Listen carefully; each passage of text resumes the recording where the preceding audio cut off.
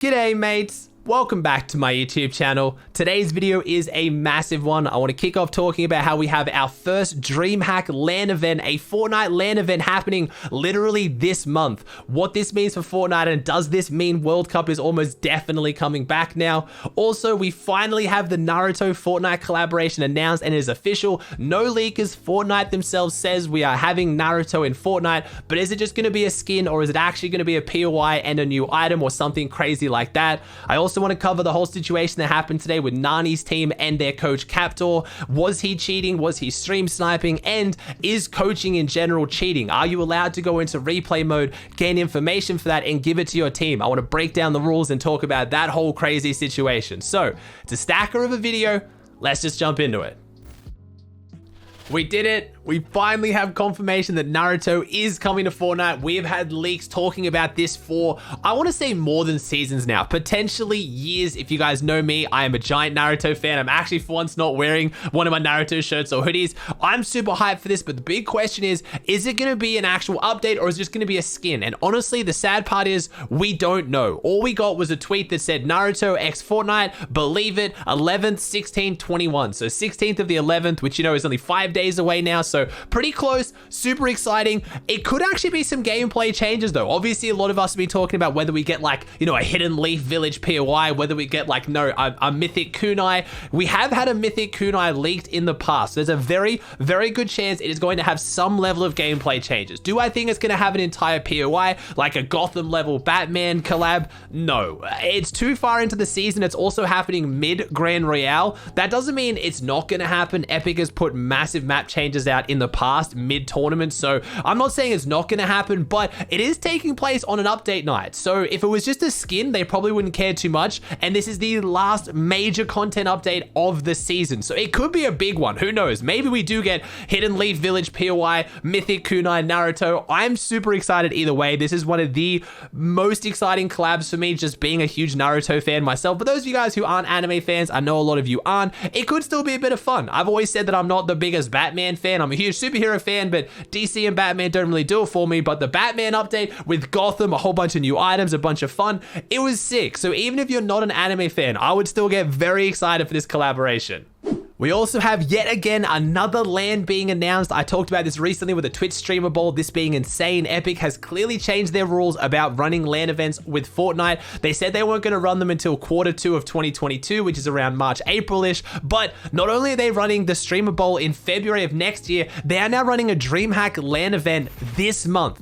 This month, there is going to be a LAN event on Fortnite. Now, don't get too exciting. I wish it was like a crazy LAN event like we used to have with, you know, DreamHack Anaheim, the Mr. Savage one, crazy prize pool, all the best pros. It is going to be taking place in Sweden, so it's going to be very, very hard for a lot of people to go to, but it is going to be only for a $3,000 prize pool. So that's still exciting. I know $3,000 is not a lot of money, but it's what it means. Yes, that is not a crazy prize pool. Yes, a lot of people will not be traveling for that. A lot of NA players will not go. A lot of Europeans will go. We've already had some interest expressed from people like Benji Fishy, Mr. Savage. I heard Destiny Jesus say he's going to go. It's a bit of fun. It's a chance to see a lot of their friends, because if you're already in Europe, I was talking to my viewers today who live in Europe, getting to Sweden isn't that incredibly hard. It's a few hours away for most of them, so it's probably worth it just to catch up and have some fun.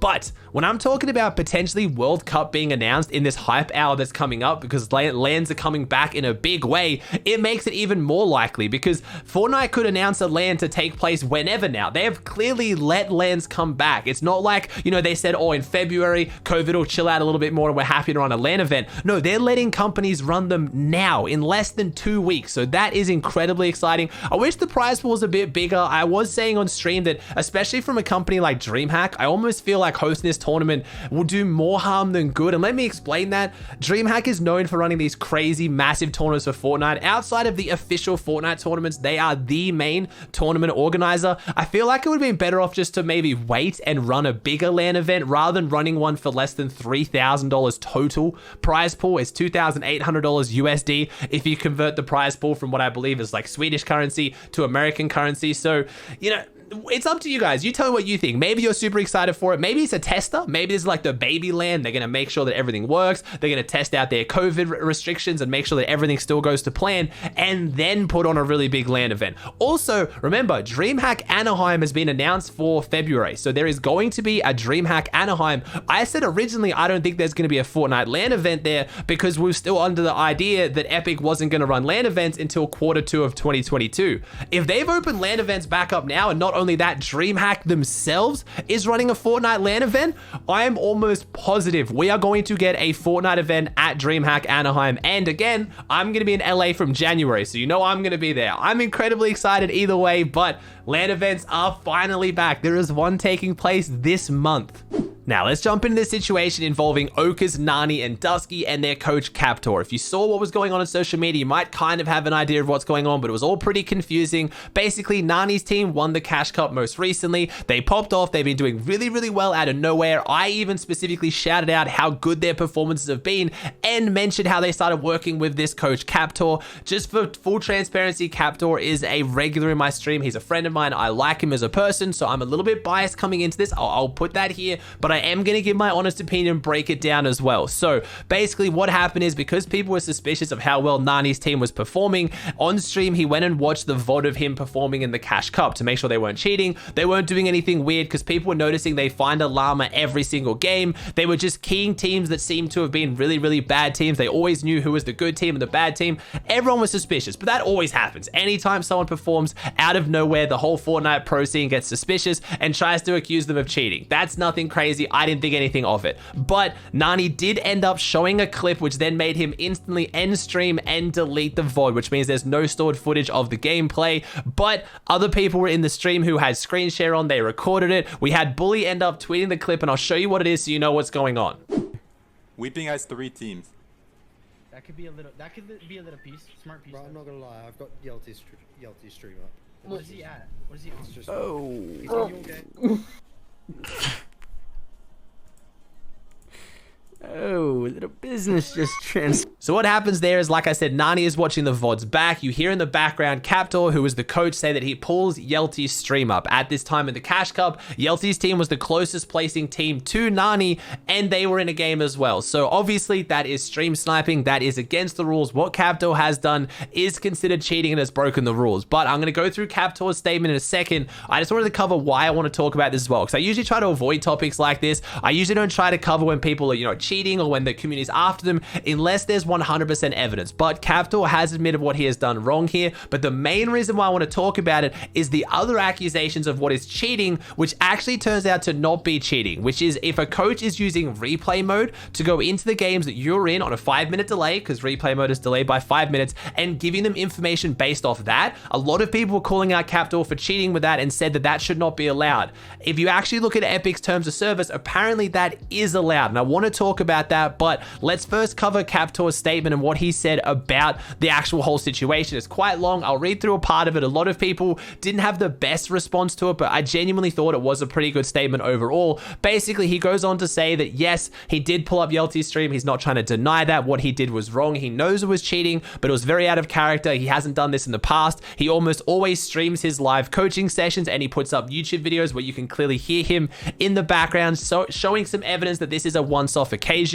Obviously, all of the people in the community weren't too happy about that. There's no way to prove it. Everyone now saying, well, in the future, you're going to have to put up every single VOD of every single tournament. A lot of people asking Nani just to release the entire VOD so you can see what happens after that conversation, because he does go on to say that his teammates and the people he was coaching have no idea about this. They didn't ask him to stream snipe, and when they asked where is he, they meant how many points is he on, which would be a normal amount of information you could get off the leaderboards. They don't instantly tell him to leave the stream, which doesn't look great for them, but he's arguing that they had no knowledge and the stream sniping didn't help them at all. He didn't give them any information. They didn't end up gaining anything through that. But obviously, cheating is still cheating. I like Captor, but you can't cheat. You can't stream snipe. It is just not okay. We've had this situation in the past with other coaches who have gone onto people's streams, and just like now, then it was cheating. That is not okay. That is confirmed not okay. I'm not going to try and debate that here. I hope maybe Captor can prove in the future he's not going to keep doing this. Like he said, he's going to hopefully hopefully upload all the VODs. He's going to live stream them, do all that stuff. I do think the community's opinion of him is now a little bit tarnished, and it's given a lot of people ammunition to direct at Nani's team, who they were looking for a reason for why they were doing so well. The other reason that I want to talk about, because this has a much bigger implication for the future, because whether Captor just disappears, whether he keeps coaching, whether he gets banned, whether this team gets banned, which a lot of people are asking for at this point, they haven't. The biggest issue right now is what are the rules around using replay mode and coaches in general. So I actually found the terms of service that I want to go through to break down what is and what isn't against the rules when it comes to coaching. Now, I know whenever I read official rules, you guys get bored, but it's only one paragraph. It's really quick and it's super important. So if you go into the official rules for Epic and the section that regards coaching and stream sniping, it says, utilizing, this is what's prohibited, this is what's not allowed. Utilizing outside assistance regarding the location of other players' health or equipment, or any other information not otherwise known to the player by the information on his or her own screen. So that's pretty simple. You just can't look at other information. That means technically you're not allowed to have Fortnite tracker up, because that would tell you how many points someone else is in. It would tell you what game they're in. That is prohibited. That is not allowed. Also, that would make you think that replay mode is not allowed, because you can't have access to that currently while playing the game. You can't be in a game and in replay mode at the same time. But coaching has been said in the past by Epic Games to be allowed, as long as the coach is only experiencing and coaching you based off what they see on your screen. So if your Discord screen sharing your gameplay and that's what they're keeping their eyes on, they can communicate your mats. They can communicate, you know, you should go for high ground, you should get the blue pump, because that's information they have in front of them. But the last sentence, which is crazy to me, for clarity, a player's receipt of coaching or use of the in-game replay tool does not fall within this prohibition, which means you are allowed to use replay mode and give that information to players. That seems counterintuitive to me, because that's what we realized what Captor's team was doing. Captor was able to go into replay mode, find where llamas were and find where the teams who were not great teams were, maybe communicate that there was an unlooted drop spot, give that information to the team, and they could play off that. To be fair, that isn't against the rules. Apparently, that is completely fine. So before people start going crazy at Nani's team and start going after Captor, what they were doing wasn't against the rules. Like, I do replay modes. I mean, I do viewing parties to replay modes all the time. I see where the llamas are. I see where the teams are. I don't communicate that information to them, but you always think because it's 5 minutes delayed, it's not so bad, right? Stream sniping, definitely. That is against the rules. That is where people know that Captor broke the rules. Captor knows that he broke the rules as well. But when it comes to people coaching through the replay mode in the future, it's a gray area that Epic needs to address, because it's a big advantage. It really is. Like, when you think about it, you know exactly what skins certain teams are, so you can tell them what skins they are. They know where they dropped. They know what loot they have. They could tell them where llamas are. They could tell them that someone has a launch pad. Like, 5 minute delay is obviously makes it harder to give assistance, but it's definitely still information that's good to have. So it's a wild one. I think Epic might need to change that, in my opinion. Let me know in the comment section down below if you guys think this rule should change. I really hope that doesn't mean there's some kind of issue with replay mode, because doing replay mode viewing parties is like my favorite thing. But I mean, it's easy just to say you're not allowed to do it, and then if players are doing it, they will get in trouble, rather than getting rid of replay mode or kind of making it worse. But it's the same thing like stream sniping, and a lot of people have brought this up in this whole topic of almost every pro is stream sniping. And I don't want to say that statement too freely, because again, I'm not as close personally with pros to know this, but it's kind of an ongoing joke, and a lot of people are very open about it in the scene. We even have pros talking about using UAVs or advanced UAVs like Call of Duty to know where people are. It's quite often said as a joke, but there is almost common knowledge at this point that if you're not streaming, most people are gonna have people's streams up who are in the tournaments. Every time you watch a tournament or every time you watch a scrim, right? Oh, they're in the stream. They're in the stream. I'm gonna hide screen. Oh, I bet they know where I drop because they're in the stream. It's very well known that a lot of people are stream sniping. So it's kind of annoying here to see the community get so funny about one instance of it, but then not try to pull up other pros in the past who have been known to be stream sniping. Again, not trying to defend what Captor did. What he did was wrong. I really do hate stream sniping, and I know that's why he apologized. Stream sniping is one of the worst things to me.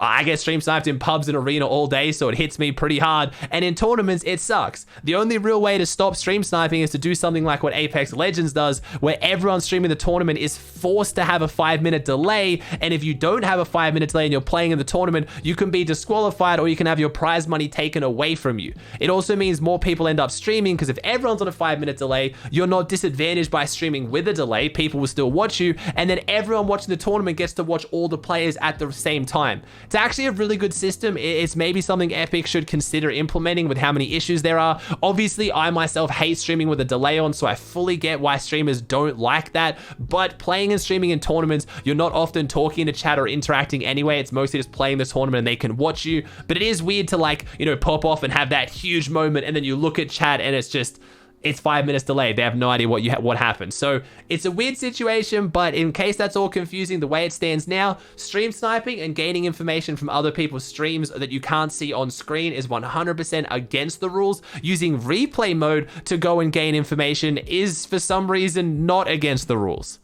I don't know.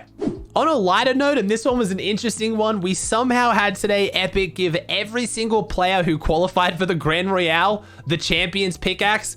When you win an FNCS, you get the Champions Pickaxe. You've probably seen it. Not only do the players who've won an FNCS who then don't win the next FNCS have them taken off them, we now had every single player who qualified for Grand Royale getting it. We had a whole bunch of pros flexing it, a whole bunch of jokes going around. Everyone was laughing. It actually prompted FN Competitive to come out and make a statement, which again, for me was kind of funny that FN Competitive had to make a statement, but it also shows they're willing to make statements on really small topics. They said, oops, we'll be revoking the acts of champions from all Grand Royale qualifier players and granting it back to just the FNCS seasonal winners from this year until Grand Royale has finished. This has been completed. All FNCS winners from this year will now retain the acts of champions until the conclusion of FNCS Grand Royale. And that's very interesting. This year.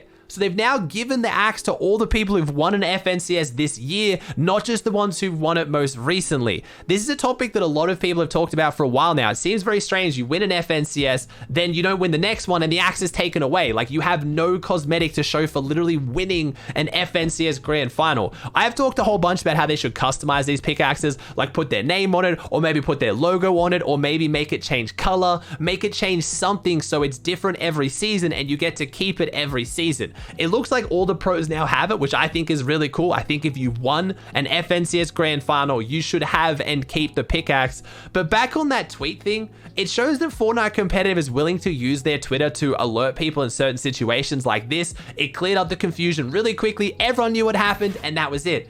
Can we please have that happen more often on big situations when players are being accused of cheating and the whole community's freaking out, when there's tournaments getting, you know, postponed and people are getting banned mid-tournament? Can we please use the Fortnite Competitive Twitter a little bit more to get information out? I know not everyone's on Twitter, but I feel like a lot of people are, and it's better than nothing to get some information directly from Epic to the viewers. I just think that'd be really cool. It made this situation a lot simpler.